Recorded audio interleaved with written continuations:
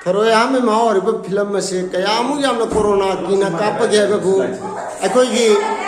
cameraman से corona चंगदनबई दमकता यामना चेक्सिनब कादगी camera की वाक तौजबनी social distancing आंगना टॉयलेट ना कैमरा थमगा अखोइ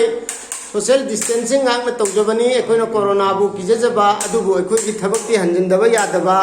हिंगबा कौबा लानफम अमसु थेंगनबा सिगुंबसिग मरी लेना अखोइना चथजरिबा फिल्म शूटिंग असी यामना चेक्सिन होनजबनी अनु लेकाय असिगी सेदोगी यामना नुसिबा चिनाउसिंग यामना चेक्सिन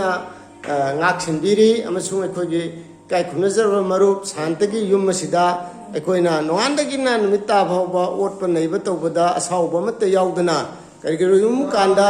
khangba ngamdraba macha singna kharagra langa kunatana atai thudokpa leijate yamna nuai ba shooting amoni sathari manipur gi khaidagi liraba light panaba project light hoji light pai duna hojiksi असे अरोइबा ngasi तारीख 15 की अखोई ngasi फाउबा आयुते चथरकपसी हुजिक लौरिबा सिना